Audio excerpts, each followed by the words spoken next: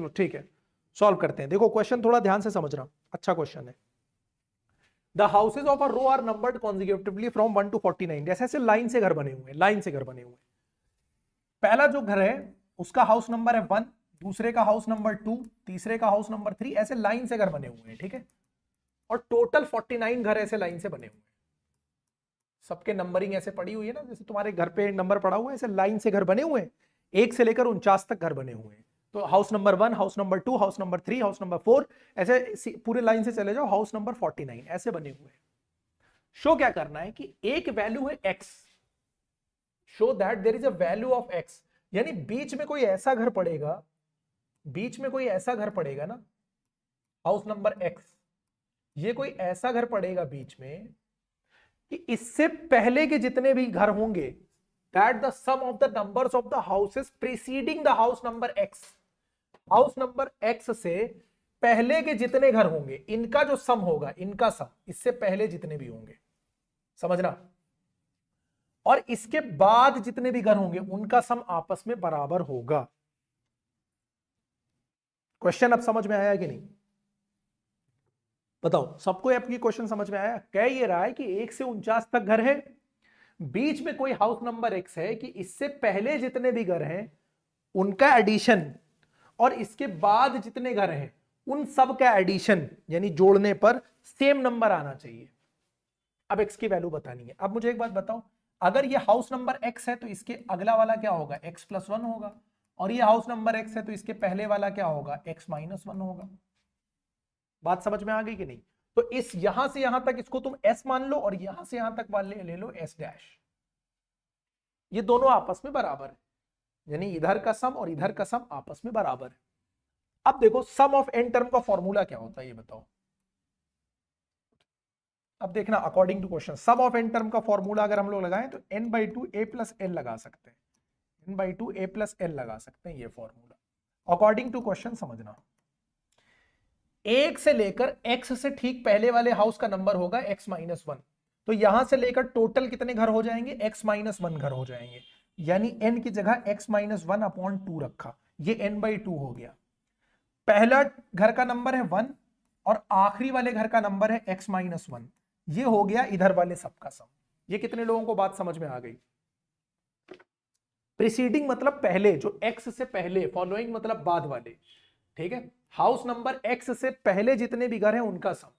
तो house number x से पहले वाले सबका सम कैसे निकाला कि 1 2 3 टोटल x - 1 तक x - 1 घर होंगे तो x - 1/2, हाउस नंबर 1 का पहला और लास्ट वाला x - 1, तो इस फॉर्मूले के हिसाब से ये सम होना चाहिए, हाँ या ना? इक्वल लगाओ। और वो भाई साहब आके अभी बता रहे थे कि आसान आसान क्वेश्चन कहां आएंगे, ये आसान दिख रहा था, हद है। अब ये देखो इसके बाद अगर ध्यान से देखो, इस वाली सीरीज का पहला टर्म है x + 1, पहला टर्म क्या है x + 1, आखिरी वाला क्या है 49। चलो बहुत अच्छा, a और l आ गया, a भी आ गया और l भी आ गया, लास्ट टर्म तो x होगा ना। x से पहले वाले x को भैया, जैसे मैं कह रहा हूं कि जितने लोग मेरे दाएं हैं और जितने लोग मेरे बाएं हैं उनका सम आपस में, उनकी एज का सम आपस में बराबर है, तो मुझे नहीं इंक्लूड करना है ना। समझ रहे हो बात को कि नहीं? अगर मैं कहूं कि जितने बच्चे मेरे लेफ्ट में हैं और जितने बच्चे मेरे राइट में हैं, तो मेरे लेफ्ट वाले बच्चों की एज का सम मेरे राइट वाले बच्चों की एज के सम के बराबर है। इसका मतलब मुझे नहीं काउंटिंग में लेना है, मेरे लेफ्ट और मेरे राइट वालों को काउंटिंग में लेना है। समझ गए? तो एक्स को छोड़ना है, ये बात समझना। अब इस वाली सीरीज का पहला टर्म है x + 1, आखिरी टर्म है 49, लेकिन इधर घर कितने ये मुझे नहीं पता, यहां से यहां तक कितने घर हैं। तो भाई टोटल थे 49, टोटल थे 49, इसमें यहां तक कितने हो गए थे x, टोटल थे 49 घर, जिसमें से x घर छोड़कर इधर बात चल रही है, यानी जो नंबर ऑफ हाउसेस इधर बचेंगे वो 49 में से x घटाने पर बचेंगे और अपॉन में 2। ये बना इक्वेशन। कितने लोगों को इक्वेशन समझ में आई? अगर इक्वेशन नहीं समझ में आएगी तो काम खत्म है, नहीं लगेगा क्वेश्चन फिर। ये बताओ, समझ में आ गया? बहुत बढ़िया क्वेश्चन है। अब सॉल्व करते हैं।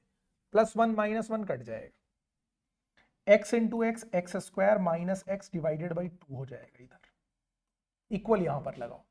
यहां पर देखो ये कितना हो जाएगा 49 - x अपॉन 2, और ये तुम्हारा हो जाएगा x प्लस कितना 50। ये दो और ये दो दोनों का डिनोमिनेटर है, कैंसिल आउट हो जाएगा, कोई दिक्कत नहीं। अब ये हो गया x square minus x, 49 into x कितना हो गया 49, 49 इंटू 50 करोगे कितना आ जाएगा, ये हो जाएगा 2450, क्योंकि 50 इंटू 50 25 तो होता है, 50 कम कर दो तो 49 इंटू 50 सीधे आ गया, minus x into x minus x square minus x into 50 minus 50x। कोई दिक्कत, कोई दिक्कत नहीं। ये हो गया एक्स स्क्वायर माइनस एक्स, ये माइनस 50x, देखो माइनस एक्स स्क्वायर लिखो प्लस 2450 लिखो, और 49x माइनस 50x तो हो गया माइनस एक्स। अब ये माइनस एक्स इधर भी माइनस एक्स इधर भी हो गया कैंसिल, माइनस एक्स स्क्वायर को इधर लेकर आओ तो एक्स स्क्वायर और माइनस एक्स स्क्वायर इधर आएगा तो हो जाएगा तुम्हारा 2x स्क्वायर बराबर 2450।